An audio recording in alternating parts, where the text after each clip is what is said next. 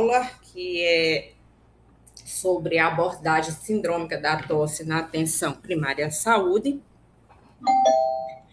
É um tema muito amplo, mas tentei simplificar para deixar mais fácil o pensamento dos nossos colegas que não são especialistas, e principalmente na orientação dos médicos da atenção básica.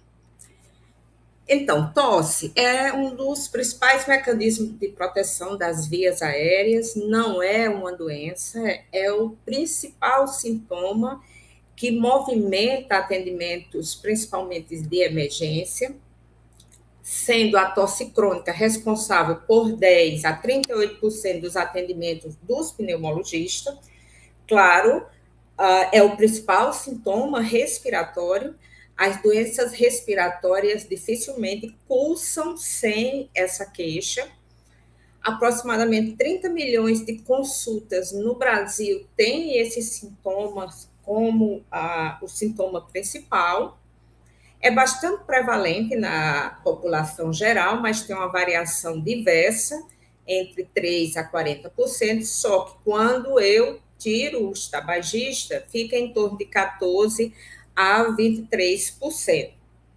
Segundo dados americanos, essa queixa ela é responsável por 3 bilhões de dólares ao ano de gastos com remédios, remédio tipo xarope, sedativos de tosse, expectorantes, uso de antibiótico, consultas, falta ao trabalho, à escola e até mesmo o afastamento de familiares para cuidar de alguém que esteja com esse sintoma. Então, ela tem uma importância muito grande nas queixas, tanto de emergências como de atendimentos em unidades de saúde. Antes da gente entrar propriamente na questão da tosse, como avaliá-la e como conduzir esses sintomas, é importante que a gente lembre que a tosse ocorre por um processo complexo de um reflexo, que tem como componente os receptores da tosse, e esses receptores, ao contrário do que o paciente pensa, eles não são exclusivos dos pulmões, eles vêm de vários outros locais.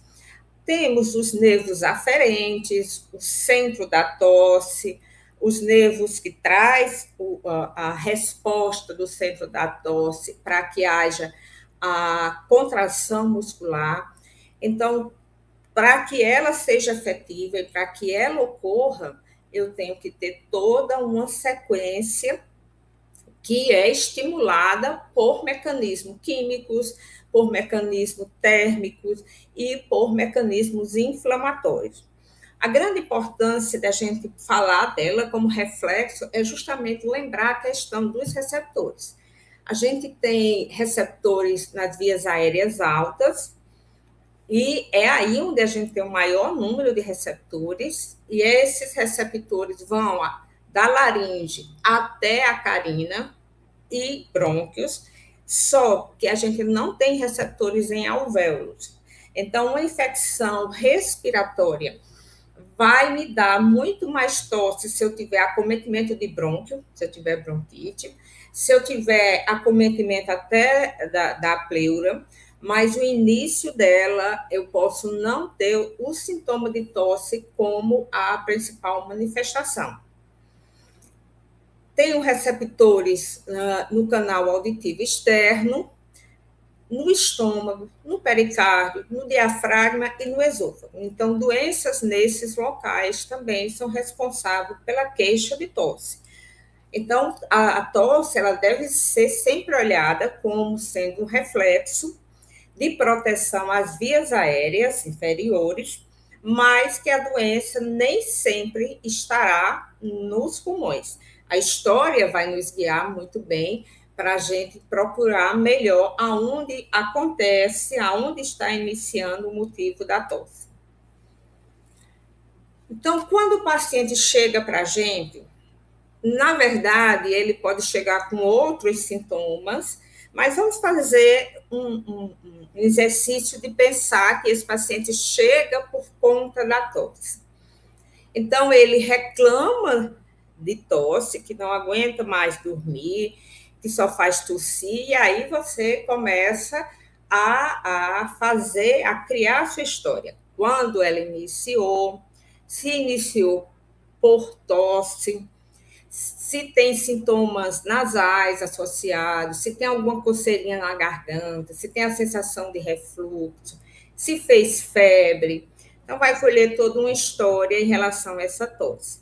Outra coisa importante aí é saber se esse paciente está expectorando ou não. E é uma coisa que deve ser abordada com esse palavreado. Quando tosse, coloca alguma coisa para fora. Por quê? Porque o paciente pode ter uma tosse que ele não expectora, mas que ele tem a sensação que está cheio de secreção. E ele diz que tem barulho, que está cheio, que tem secreção, mas se ele não expectorar, ela não é definida como uma tosse produtiva, uma tosse com expectoração.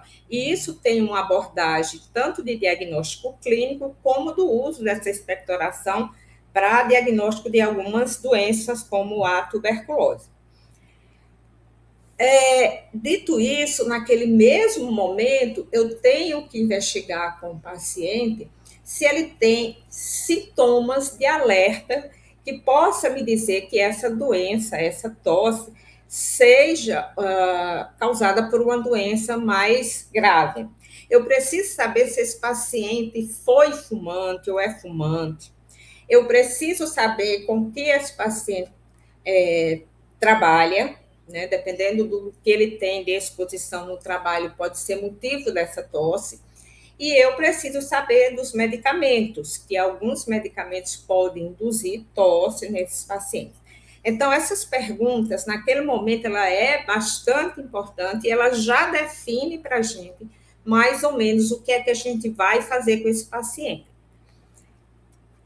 Os sinais de alerta mais importantes é a presença de febre, é a presença de hemoptise, saber se o paciente já fuma de longa data, a idade desse paciente e saber se ele já tem uma história prévia relacionada com respiratório.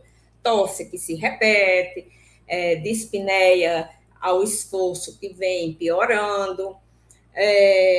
Muitas vezes a gente precisa também saber se esse paciente ele dorme bem, se é um paciente que vem roncando, se ele vem ganhando peso, se esse paciente está vomitando quando tosse, se esse paciente já teve mais de uma infecção.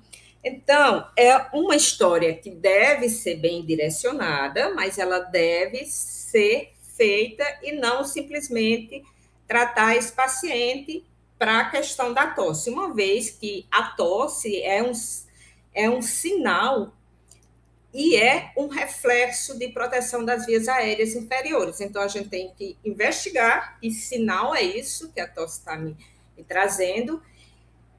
De imediato, já ver qual é a gravidade que essa tosse pode estar por trás, a doença que pode estar por trás dessa tosse, para que a gente defina com que rapidez eu tenho que investigar esse paciente e também definir se eu preciso realmente fazer algum exame a mais, além da minha avaliação clínica com exame físico.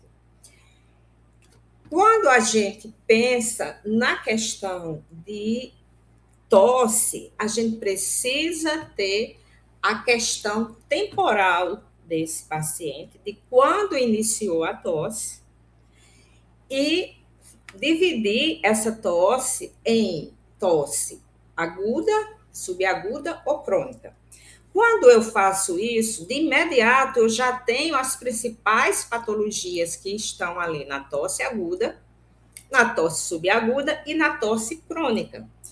E com meu exame físico e com minha história de ter ou não ter sinais de alerta para essa tosse, eu prossigo com investigação com raio-x, com um hemograma, para definir melhor a questão desse paciente.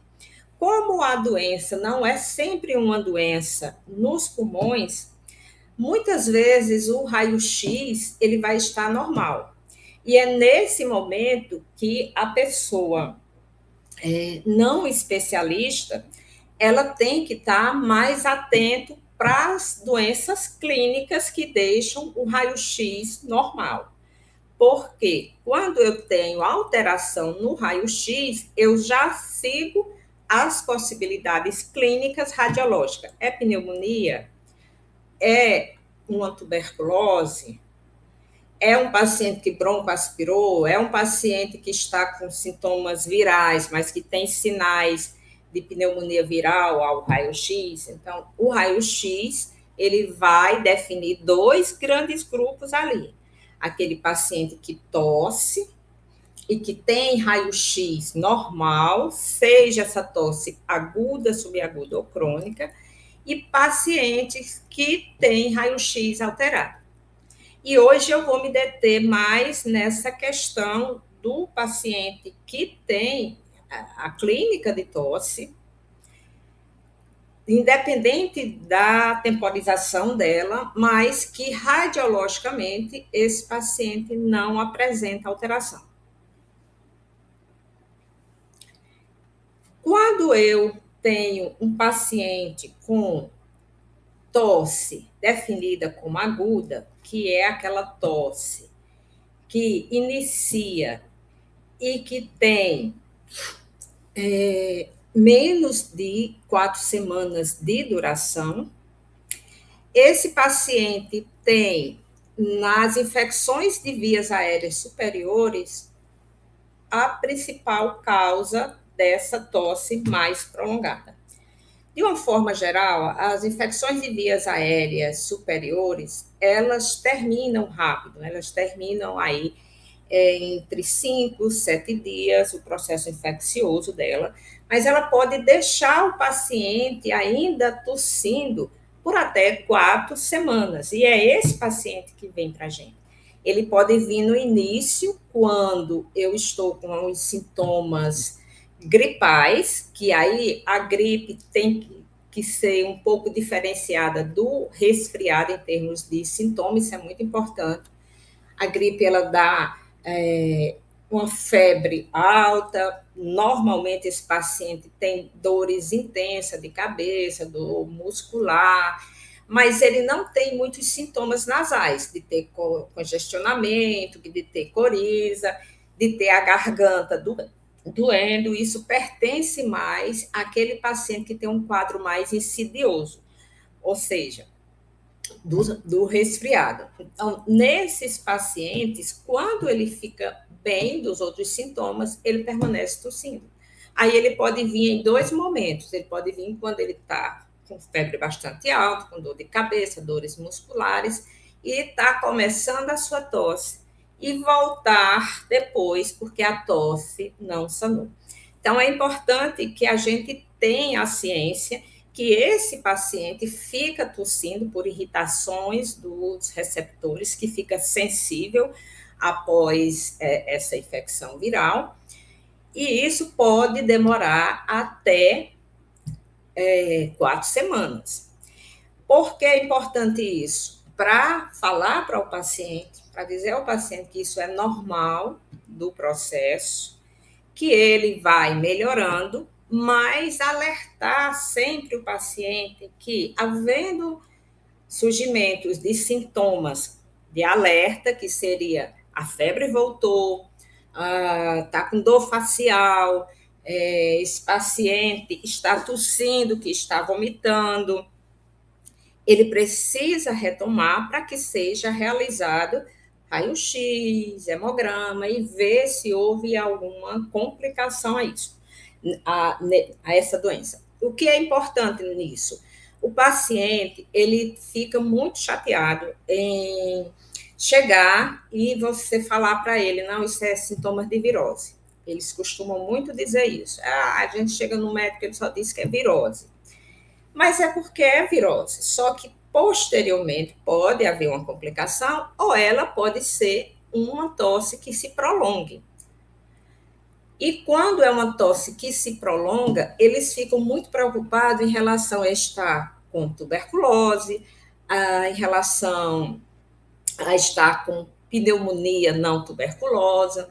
Então, quando você já diz para o paciente o que é que pode acontecer e deixa ele com aquela abertura, se houver piora nesse sentido, vai nos procurar novamente para a gente fazer exames, ele fica mais seguro, certo? Senão, todo plantão, todo dia lá, ele está lá querendo que seja visto. Outra coisa importante é que essas infecções, apesar delas deixarem a tosse, elas são autolimitadas. Depois de 4 semanas, elas vão desaparecer, independente de qualquer remédio que a gente faça. E a gente costuma fazer muito antibiótico nesses pacientes, fazer muito corticoide, e isso não influencia o tempo da doença. Vai continuar tossindo, certo? E é interessante que, às vezes, para nós especialistas, o paciente já chega depois que tomou tudo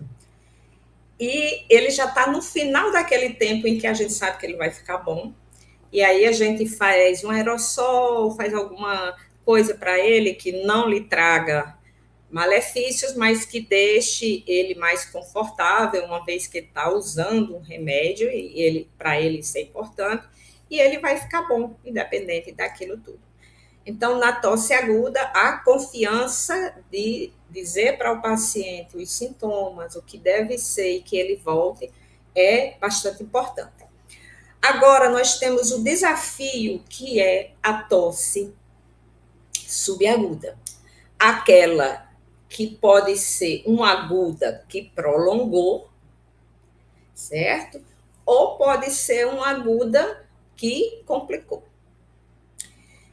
Então, na pós-infecciosa, que é a maioria das doses das tosses subagudas, elas advêm da infecção viral, elas duram mais do que 3 semanas e elas são menos do que 8 semanas, porque a partir de 8 semanas a gente já tem a classificação da tosse mais demorada, que é a crônica.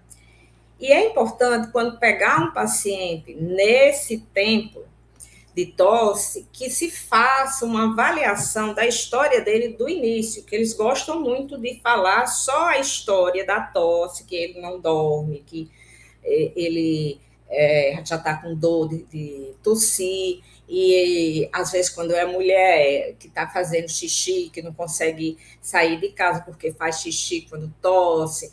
Então, você lembrar do que foi que ocorreu antes vai lhe trazer as pistas para você imaginar se aquela tosse ali foi pós-viral, né?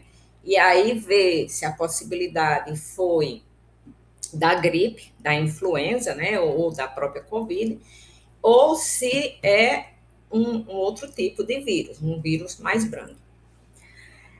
A drenagem pós-nasal que esse paciente pode sentir reflete muito na sensação de pigarro, eles reclamam muito de pigarro.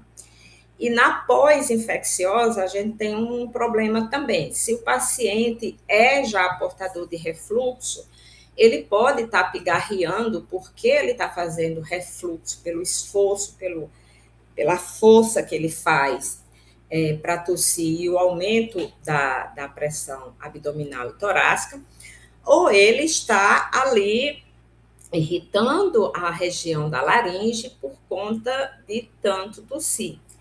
E nesse momento a gente tem que ter um parâmetro para dizer também, eu vou tratar refluxo agora, eu vou sedar a tosse desse paciente para ele melhorar essa sensação de pigarro, melhorar essa possibilidade de refluxo, porque é uma coisa muito intrínseca. Sintomas de refluxo, de gotejamento pós-nasal, que são as rinossinusites, e até do desenvolvimento de crise asmática, ocorre muito junto. Às vezes a gente tem as 3 coisas ocorrendo ao mesmo tempo e a gente não sabe quem veio primeiro, porque um pode induzir aos demais. Essa pós-infecciosa, ela na maioria das vezes, são os vírus que a gente tem de Covid, de influenza, de parainfluenza, de rinovírus, mas de uns anos para cá a gente tem recebido vários alertas, e é uma coisa que a gente tem visto em consultório, o número aumentado de pacientes com sintomas e com melhora quando você trata as pneumonias atípicas, ou clamídia, micoplasma e a própria coqueluche. Então, esse aí é aquele paciente que a gente informa novamente.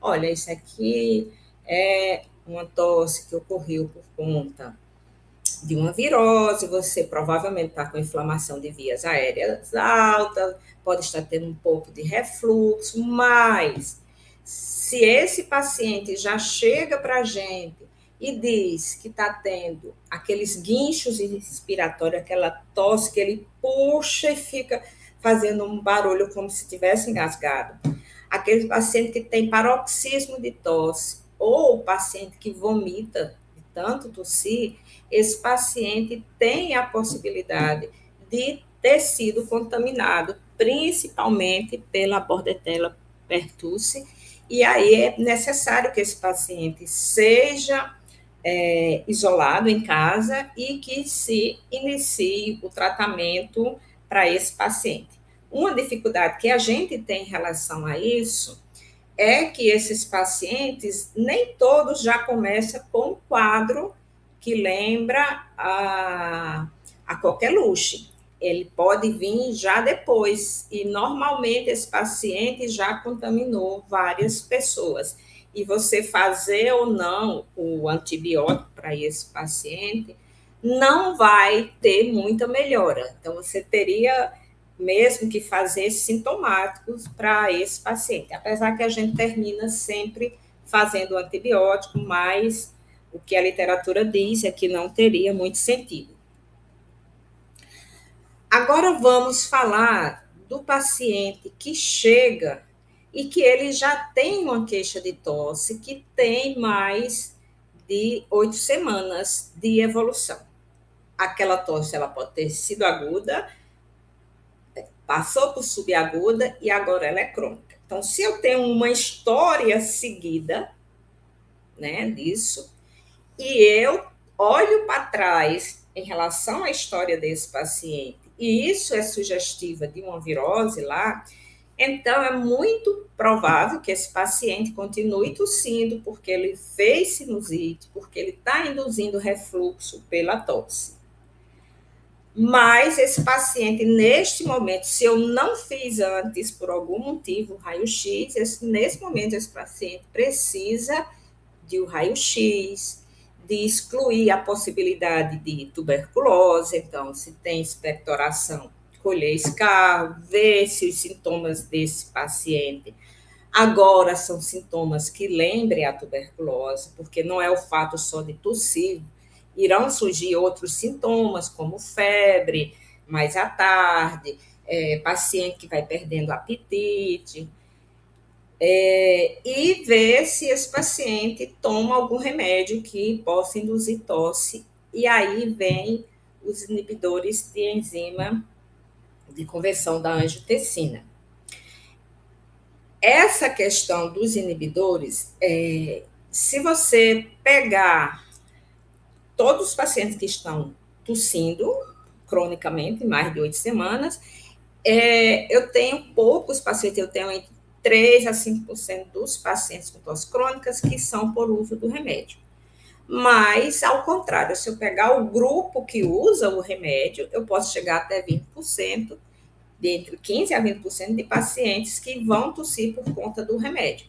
Então, a orientação é, esse paciente chega com tosse crônica, vê a possibilidade desse paciente ter tuberculose, ver se tem secreção para colher secreção e avaliar a presença do bacilo no escarro, faz raio-x do tórax nesse paciente, se ele usar a medicação que induz tosse, retira essa medicação, E tem duas coisas que eu vou lembrar, que eu posso iniciar a medicação e já ter uma tosse na segunda, terceira semana, ou eu posso passar anos usando e depois desenvolver. E também a retirada da medicação, ela não melhora o paciente de imediato. Ele pode levar até 4 semanas para ter a tosse sanada, mas ele vai tendo melhoras em relação ao que ele vinha tossindo antes. Também devo investigar sobre o local de trabalho dele, se ele foi para algum local recente, uma festa, por exemplo, São João, quando ocorre essas festas de São João, a gente sempre recebe pacientes que vêm relatando tosse com algumas semanas por conta do contato com aquela fumaça, e ver se esse paciente é fumante ou não é fumante. Então, vamos fazer de conta que esse paciente é um paciente que tem tosse crônica e é fumante. Aí, então, esse paciente, além de ser solicitado o raio-x para ele, um bom exame físico para verificar se ele não tem achados para infecção ou uma tosse de DPOC, propriamente dito, e já precisar usar algum remédio, e pedir espirometria para esse paciente e iniciar aí o projeto de tirar o tabagismo desse paciente. Aqui vem dizendo, sim, ele é tabagista, vai para o pneumologista, mas a gente sabe que no dia a dia não é um especialista muito fácil de ter pelo SUS, e às vezes até para o particular. A nossa especialidade tem poucos médicos, então a gente precisa primeiro afastar algumas coisas antes de precisar mandar um paciente com tosse para o pneumologista. E vamos seguir agora, a partir daqui, com o paciente que tem tosse crônica, tem raio-x do tórax normal, não é tabagista e também não está usando nenhuma medicação que possa induzir a tosse. Quais seriam as principais doenças para esses pacientes? Então, a gente tem tosse prolongada acima de 8 semanas, tá? E nestes pacientes, a gente faz toda uma revisão farmacológica nele para saber se esse paciente tem alguma droga em uso que possa estar dando tosse. Faz também ficar atento para o que ele toma, porque às vezes ele não sabe que ele está tomando remédio e tem refluxo, mas pelos sintomas que ele diz, pelo remédio, você já sabe que esse paciente foi conduzido por um colega e esse paciente tem refluxo. Afasta esse paciente das exposições que possa estar irritando, e a gente diz assim, afaste, mas o tabagismo não é uma doença que a gente afaste, é uma doença que a gente vai tratar e a gente precisa abordar isso em outro momento. E faz o raio-x do tórax nesse paciente.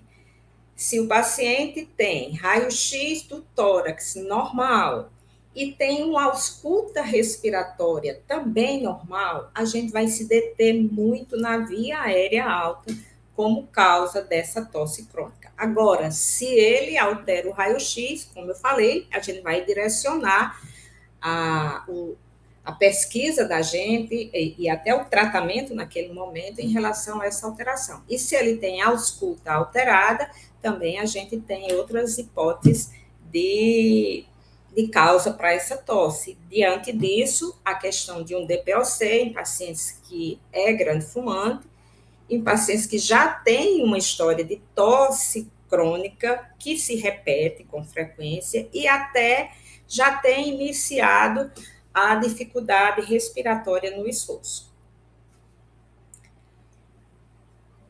Quando a gente está diante desse paciente que tem tosse crônica e o raio-x do tórax está normal, de imediato a gente não deve pedir a tomografia se a gente não tiver uma suspeita muito boa para fazer essa tomografia. que seria uma suspeita muito boa? Eu tenho um paciente de 55 anos que não é fumante, mas tosse bastante, já vem tossindo tem mais de ano, e essa tosse vem piorando, esse paciente começa a ter dispneia ao esforço, e quando você ausculta, ele tem crepitantes dos dois lados, chamado crepitantes em velcro. Esse paciente ele tem um quadro clínico sugestivo de doença de intestício. Então, esse paciente já pode iniciar com tomografia, certo? Então, se a gente for falar de tomografia na atenção básica, eu acho que nesse momento aí seria avaliar as doenças mais prováveis, não deu diagnóstico, e aí mandaria já para o especialista.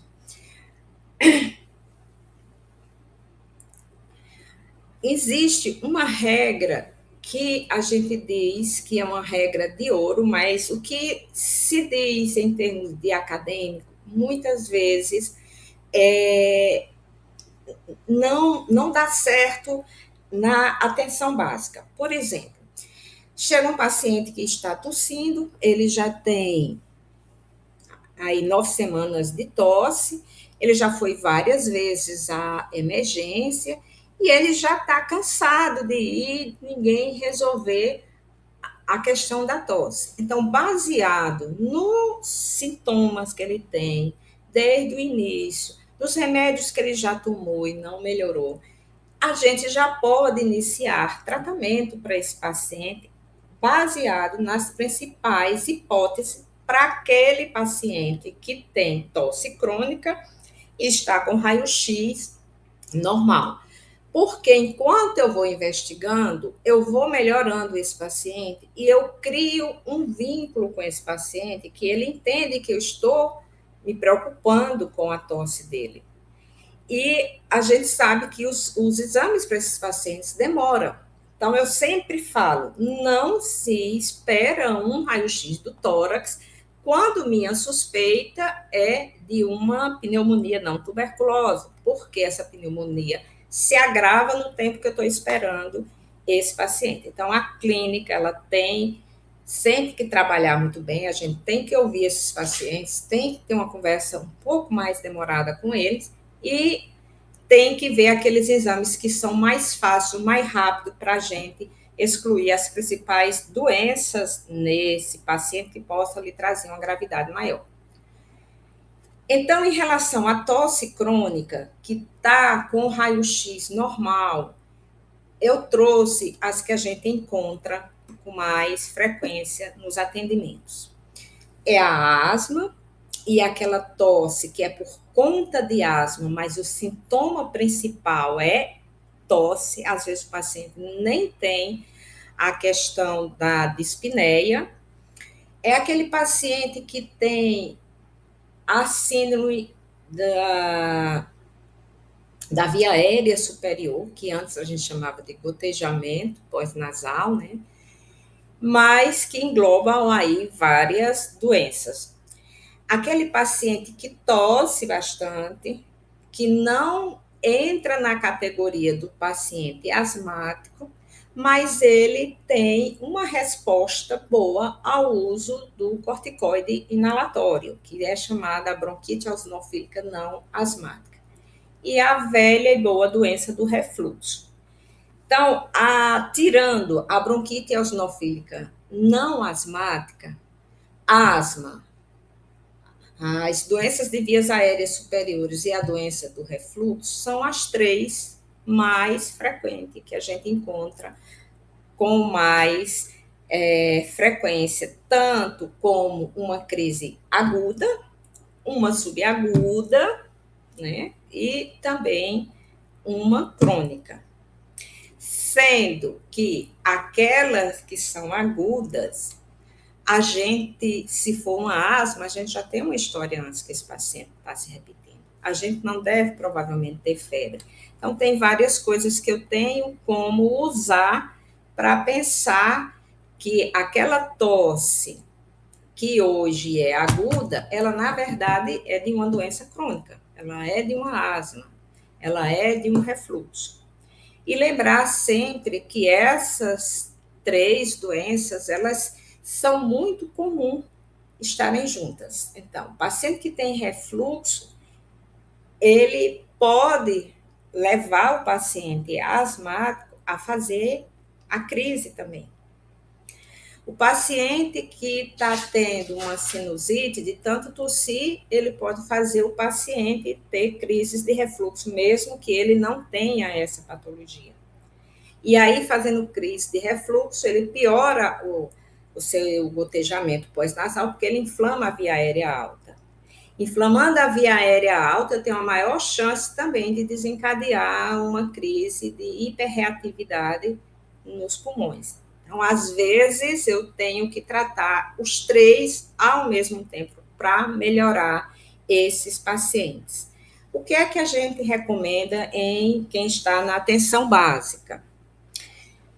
É que veja aquilo que começou primeiro e veja a repetição, se isso já ocorreu, se já teve um diagnóstico prévio de refluxo, de asma, ou de rinites e rinossinusites repetidas, e você trabalha aquele quadro e avisa para o paciente que ele tenha cuidados alimentares em relação ao refluxo, não tomar líquido nas refeições, não deitar depois de uma refeição e de elevar sempre o tronco, né, aumentar o decúbito do tronco em 15 graus quando for dormir. Que você vai diminuindo a chance dele fazer refluxo e se aquilo ali não for por refluxo, mas ele estiver fazendo, ele vai melhorando como um todo. E alerta o paciente que ele vai fazer os exames, que ele vai voltar, e aí você vai ver realmente se houve melhora do que ele está pensando, se o diagnóstico é só aquilo, ou se associa a outras doenças. Em relação à asma, nessa condição, se o paciente chega para você e ele tem ausculta que lembra a asma e ele não tem um diagnóstico ainda, e se ele tem sinais de gotejamento pós-nasal e possibilidade de refluxo, aí dá para a gente também tratar os três ao mesmo tempo. Só não acho correto que seja feito sempre aquele diagnóstico. Não, isso é refluxo. Não, isso é asma. Precisa ser investigado, mas ele precisa, naquele momento, ter uma resposta aos sintomas dele, e enquanto você investiga, você melhora esse paciente, porque você cria o vínculo com o paciente de atenção, dele saber que você está validando a tosse, que é uma coisa que incomoda bastante. Em relação ainda à tosse crônica em pacientes que usam os inibidores de ECA, essa tosse ela não é normalmente produtiva e ela costuma ser associada também com prurido na orofaringe, que é um achado também de refluxo e é um achado também de gotejamento pós-nasal. Então, por isso que tem essa orientação, que se está usando, retire, porque pode ocorrer em qualquer momento do uso desse remédio, demora a ter uma resposta, e enquanto você vai vendo outras possibilidades, é importante que seja retirado a droga. Agora, a tosse crônica, né? Se o paciente não tem o uso do remédio, o raio-x está normal e ele não é tabagista, ele chegou aqui na nossa emergência, o que é que a gente vai pensar?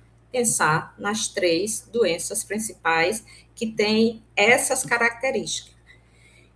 E são elas, as doenças das vias aéreas superiores, o refluxo gastroesofágico, a asma com suas síndromes relacionadas.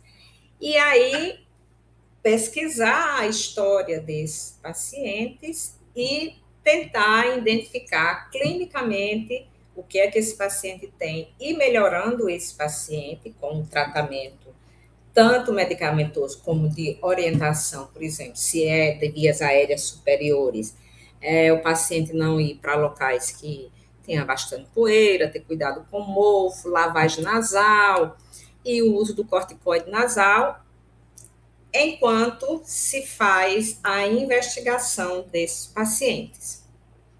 E em relação à questão do refluxo, se a gente olhar só refluxo sem outra doença, 20% dos pacientes que chegam tossindo com a característica de estar com raio-x normal e não ser tabagista é por refluxo. Além do fato que o refluxo ele pode ser induzido por tosse em qualquer outra doença. Problema do refluxo. Primeiro, é o diagnóstico, certo? Os pacientes que têm refluxo como causa de tosse, a sua grande maioria não tem sintomas gástricos de refluxo. E como ele conhece refluxo como uma doença gástrica, ele vai logo dizer: não, doutor, eu não tenho refluxo. Eu não sinto minha comida voltando, eu não fico cheio, eu não me engasgo, certo? Então, para ele é difícil entender que a tosse pode vir de refluxo por conta dos receptores que a gente tem ali no esôfago e que vão ser sensibilizados. Quando eu faço um exame de endoscopia, ela tem uma alta especificidade, ou seja, se eu ver esofagite, tem refluxo, mas ela tem uma baixa sensibilidade. Eu não preciso ter o achado de esofagite no exame de endoscopia para ter refluxo. Aí eu passaria, se minha hipótese continua, passaria a fazer outros exames. Aí tem a pH-metria esofágica, que ela é importante quando o refluxo é ácido, mas eu posso ter refluxo não ácido, principalmente naqueles pacientes que têm por hábito tomar os bloqueadores de bomba de prótons, né? Vive tomando remédio para as gastrites dele. A impedância com pH-metria também é um exame que ele não é de uma sensibilidade muito alta. Muitos pacientes têm refluxo, mas não têm a relação do refluxo com a tosse.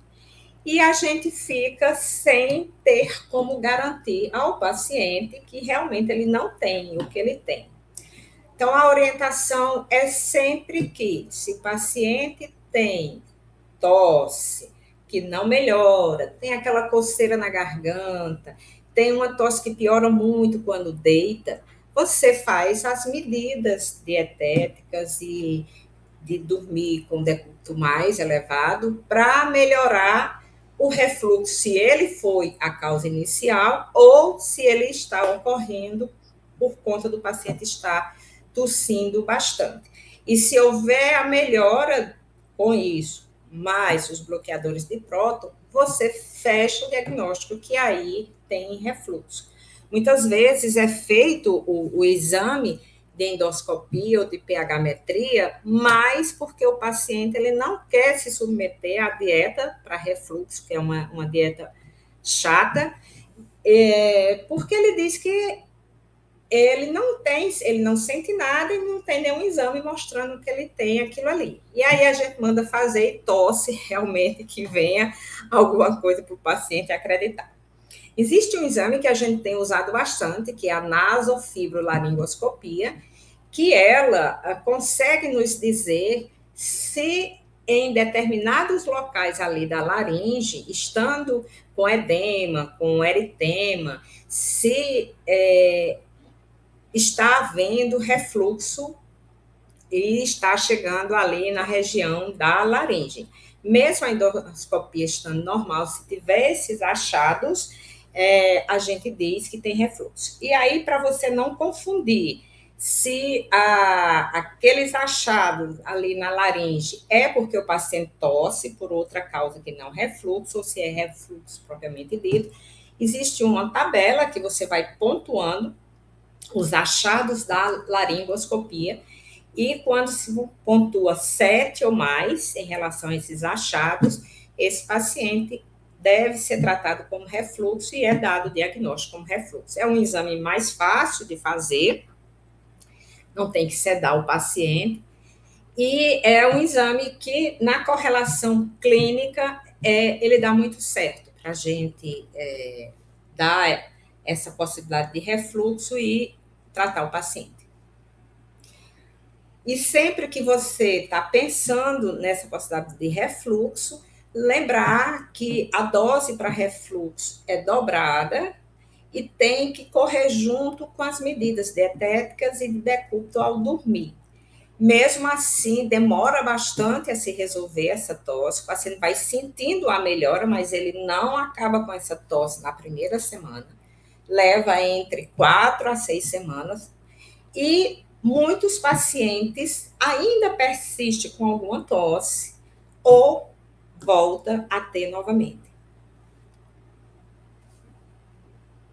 E a asma e síndromes relacionadas, lembrar muito dela nos pacientes jovens, crianças, adolescentes e adultos jovens, e lembrar muito dela que elas se repetem muito relacionada a alérgenos. Quando é a asma típica, ou seja, a asma que tem dispneia, que tem chiado no tórax, a tosse é só mais uma coisa. A dificuldade que a gente tem nela, na tosse, quando é asma, é quando é a tosse variante da asma. Porque nesses pacientes, você costuma ter um exame físico normal desse paciente e costuma ter uma espirometria sem o achado de obstrução ao fluxo, o que você deveria complementar com o teste de broncoconstricção através do uso da inalação de histamina. Né? A gente não tem esse teste com muita frequência, porque é um teste que pode, nos pacientes sensíveis, fazer um broncoespasmo muito severo, e a gente termina tratando esses pacientes e vê se ocorreu resposta, a gente coloca esse paciente como uma tosse por asma mesmo. E temos também a bronquite eosinofílica, que é uma tosse não produtiva, costuma ser noturna, igual a asma. Os exames que a gente faz para asma são normais. Agora, o escarro costuma vir com eosinofilia. Alguns asmáticos também têm eosinofilia no escarro, então a gente tem dificuldade só de dizer que é uma eosinofilia ali, sem ser uma asma leve. Então, muitas vezes precisa fazer broncoscopia nesse paciente e encontrar o eosinófilo na submucosa, na biópsia. E uma das mais importantes, e em termos da gente ter dificuldade de chegar ao diagnóstico, se chama síndrome de hipersensibilidade da tosse, que é aquele paciente que você não encontra uma causa clínica para a tosse desse paciente, e ele continua tossindo, tem mais de 2 meses, e esse paciente piora bastante com frio, com cheiros fortes, quando fala, quando se alimenta, e dá o diagnóstico difícil, porque pode ser uma asma, a asma também faz isso, pode ser uma eosinofilia das vias aéreas, que também faz isso, ou pode ser só a hipersensibilidade que esse paciente tem. E aí, o que é que a gente faz para esses pacientes? Também trata esse paciente com corticoide inalatório uns 3 meses, e se ele tiver com tosse muito irritativa, a gente termina também fazendo sedação dessa tosse nesses pacientes. Bom, e para a gente finalizar, o que é que a gente faz quando a gente tem uma tosse que a gente procura e não consegue encontrar a causa, mas a tosse incomoda demais o paciente, e o paciente já não aguenta, já tem hérnia por conta da tosse, já não dorme mais por conta da tosse, ou é um paciente que vai para uma cirurgia e não pode tossir, aí eu tenho uma variedade de coisas que eu posso usar para esses pacientes para sedação da tosse. Agora, eu vou mostrar alguns medicamentos que a gente usa muito no dia a dia para pacientes que estão tossindo e que, se você não trata a causa da tosse, esses pacientes não vão melhorar, certo? Vão ficar mais tempo com sua tosse e vai chegar para uma investigação que, que talvez pudesse ter sido já resolvida antes se fizer uma boa avaliação desses pacientes. Então, quando eu pego um paciente que chega com tosse, eu tenho que primeiro saber os sintomas estão leves para esse paciente ou são sintomas que estão incomodando demais esses pacientes, ou esse paciente também não pode tossir. Então, se o paciente tem sintomas leves, eu posso começar algo em torno do que é que eu estou pensando que aquele paciente tem ali e fazer algum antitussígeno de ação periférica. Lembrando que isso não vai interferir muito, os estudos mostram que isso não interfere na duração da doença, não interfere na duração dos sintomas. Se eu botar um remédio que seja para a doença, eu vou interferir, mas esses antussígenos não. Já aqueles pacientes que estão bastante incomodados, a gente já faz a sedação dessa tosse. E uma das possibilidades é a própria morfina ou a codeína. A gente usa mais a codeína porque é de mais fácil acesso e tem menos efeitos colaterais em relação à sedação e em relação à constipação. E eu costumo muito usar a codeína em pacientes que estão tossindo bastante, que já não aguentam tossir. E eu tenho que dar uma resposta para esse paciente, para que eu tenha tempo de identificar a causa dessa tosse. Então, eu cedo a tosse dele, e já vou avisando, ele só vai sedar, mas eu vou procurar a causa para tratamento definitivo. E vou em cima daquelas possibilidades, seguindo aquela história. Usa remédio, é fumante ou foi fumante, se expôs a algo irritativo das vias aéreas, o raio-x está normal, e vou, a partir daí, imaginar minha hipótese diagnóstica e escolher os exames que eu vou fazer nesse paciente.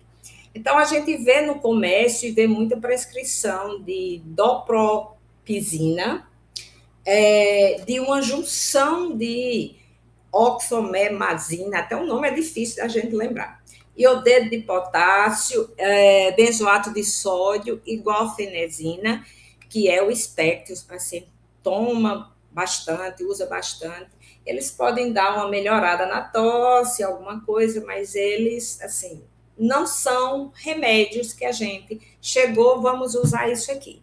E outra coisa que dá muito medo, que a gente vê muito, é se usar muito esses remédios que vão sedar a tosse, junto com corticoide oral, junto com antibiótico. Ou seja, se realmente tiver alguma coisa ali, vai pegar algo, mas na verdade não melhora esses pacientes e a gente queima várias etapas.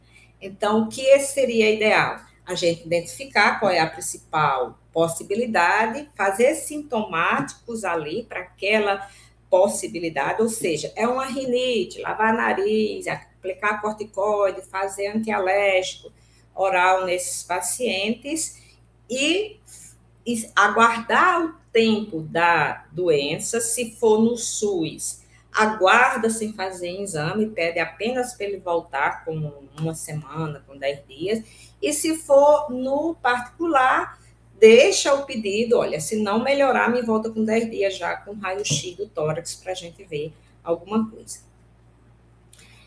E também a gente tem outros que os pacientes chamam como xarope, que são usados como fluidificantes para ajudar o paciente a expectorar. Nenhum deles tem trabalhos mostrando que realmente ajuda esses pacientes a expectorarem, sendo que a acetilcisteína é um que ainda tem algum efeito em melhorar a expectoração. O que mais melhora a expectoração é a hidratação desses pacientes e a fluidificação da sua via aérea, tanto alta como inferior. Então, a gente pode usar nebulizações para esse paciente com soro e também usar nesse soro o hipatrópio. Ajuda bastante a melhorar essa questão da viscosidade do muco e da expectoração. E quando o paciente chega e a gente identifica que esse paciente tem algum risco maior, e esse risco maior é hemoptise, lembrar de ver a quantidade que esse paciente relata, nunca perguntar ao paciente, foi muito, porque para uma pessoa que tosse e que expectora sangue, sempre vai dar medo, eles sempre vão caracterizar como muito. Então, você dá aproximadamente, foi uma xícara de café pequena ou grande, foi um copo, e aí você vai ter a dimensão se foi muito ou não. Se você não consegue fazer isso, aí tem que ir para o hemograma, ver se houve uma repercussão realmente. Tem que aferir pressão, ver se houve modificação dessa pressão. Então, ter cuidado com esses pacientes e, se for uma hemoptise que leve à instabilidade hemodinâmica, esse paciente deve ser internado e uma leve sedação nesse paciente para que ele não entre em pânico com isso. E você também ficar monitorando se esse paciente volta a sangrar, porque às vezes o sangramento é tão intenso que ele inunda a via aérea e aí ele tem que estar no hospital para ser rapidamente conduzido com intubação. Finalizado, o que é que a gente orienta? O raio-x do tórax não é um exame de rotina. Ainda podemos fazer como rotina um raio-x, mas vai depender do tempo que esse paciente chega para a gente. Os pacientes que chegam na faixa de menos de 3 semanas, a maioria das vezes não vão precisar de raio-x, mas a partir de subaguda, que é de 3 semanas até menos de 8 semanas, você já pensa mais em fazer o raio-x nesses pacientes. Aqueles pacientes que chegam com essa queixa têm que ganhar a sua confiança, a confiança de você explicar para o paciente, de você examinar o paciente e de fazer alguns remédios que possam melhorar em relação àqueles sintomas que o paciente está. E aí vem a lavagem nasal, corticoide nasal, e se é um paciente que tem uma boa possibilidade de refluxo, fazer as medidas anti-refluxo. Cuidado com o uso de muitos remédios. Eles normalmente aparecem no especialista com uma receita que vem 6 a 7 remédios e que não vão fazer muita diferença. Olhe sempre essa possibilidade do paciente estar com remédio que possa induzir a tosse, isso é real, realmente. E naqueles pacientes em que você investiga e você não consegue fechar o diagnóstico, o paciente continua tossindo, ou esse paciente tem uma tosse que os seus exames não conseguiram identificar, esse paciente pode ter uma sensibilização de receptores e estar tossindo por um tempo mais prolongado. Ele tem uma hipersensibilidade, mas aí já é hora de pedir a avaliação de um especialista para tosse. Nunca esquecendo que a gente está falando de tosse com raio-x normal, porque raio-x alterado mais tosse, a gente tem que procurar a doença mais voltada para a possibilidade de infecções ou de neoplasia. Bom, era isso. Eu acho que eu já falei mais do que o tempo.